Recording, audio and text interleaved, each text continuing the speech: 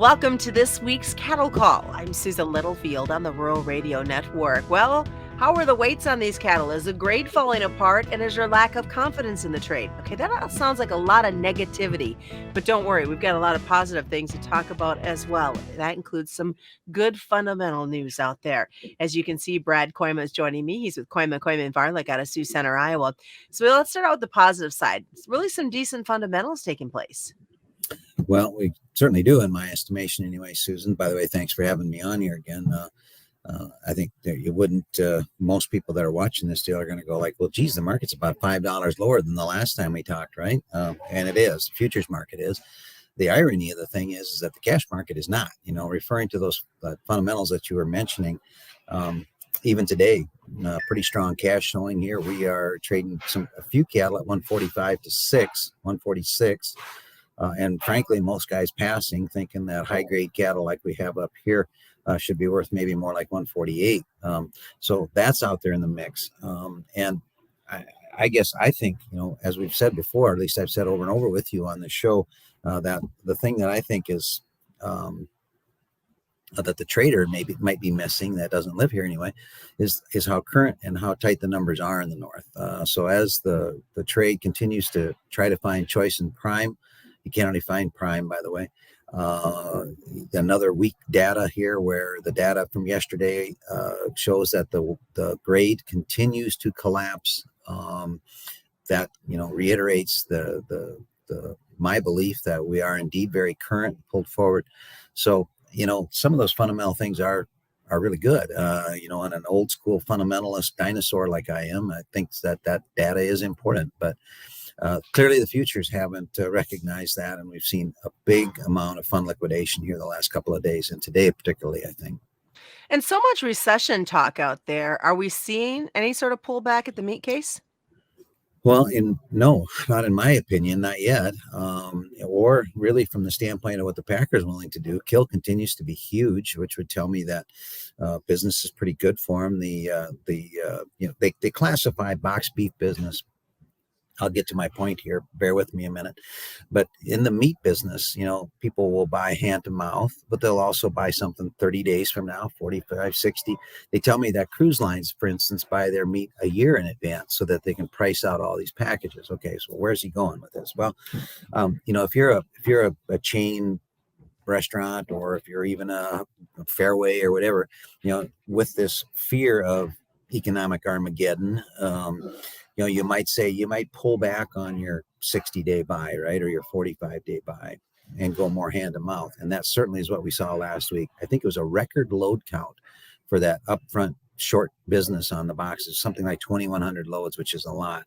So that is kind of to be the devil's advocate, that could play all right for us, because if they find out, hey, people are still going out to eat, people are still eating, that actually might give us a little bit more, a little more push to the boxes in the short run than you might have otherwise. So I don't see that slowing of demand. I went through real carefully this morning earlier. I get a deal where they give you the whole breakdown, this whole thing of the 11 major cities and the major cuts and stuff like that. The price of beef is lower than a year ago. So that part of this food inflation thing is not accurate when they say that. Yes, lettuce, butter, vegetables, a lot of that stuff is, but the beef side is not. So hopefully that whole paradigm that we changed during COVID, where people learn to cook at home again and make a steak at home, is going to carry us here for a little while. Yeah. So what are you seeing when it comes to the confidence, though, of this industry? Well, the confidence on the long speculator is missing. And you bring up a good point, because at the end of the day, Brad can argue all he wants about the fundamentals, and the market's still 60 lower, right? So, and that I learned a long time ago, it doesn't pay to argue with the market. So I think what is happening here is that we did finally see a nice increase in the open interest over the last month or so as the market rallied. We attracted some longs, the funds, whatever. And now that we've closed below every moving average, now the funds are going, oh, shucks, I guess that wasn't right. And now they're peeling back out of their positions or selling their positions back.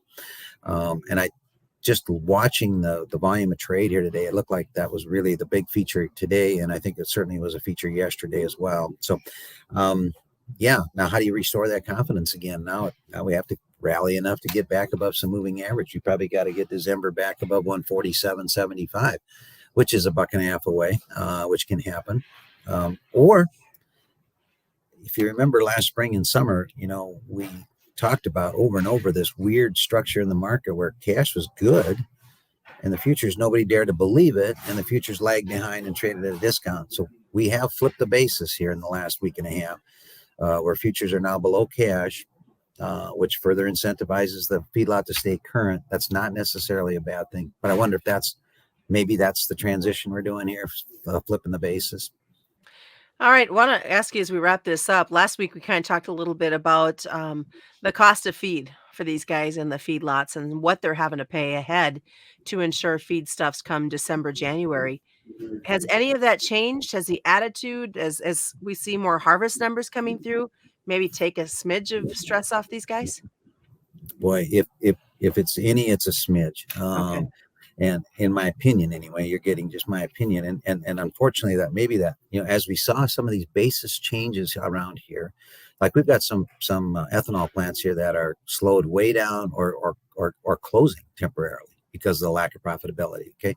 So when that ethanol business came out of the market here, we saw a basis change in some areas as much as 80, 90 cents in corn in one day. So yes, all of a sudden they flip to the new crop bid and you're going, oh, wow, well, this is better, right? If you're buying it, this is cattle call, right? We're not talking about a bunch of corn farmers. Although a lot of us do both, but, so that I think gives you a little bit of, okay, hope. Unfortunately, that little bit of slice of hope maybe is getting replaced by fear of what's happening to the interest rates. You're like, well, geez, I was borrowing money for cattle last year for 4%. Now I'm paying 7%, right? And so there's still, and I think that's reflected a little bit too in what you're seeing, what price of feeder cattle have done the last week. They've gone quite a bit lower in places on certain classes of cattle, particularly. So there's not a whole lot of confidence for the moment here on this feeder cattle trade. All right. Well, thanks for joining us this week, Brad. Of course. And as we always remind folks, commodity futures and options do involve a substantial risk of loss, not suitable to all investors. And that's been this week's Cattle Call on the Rural Radio Network.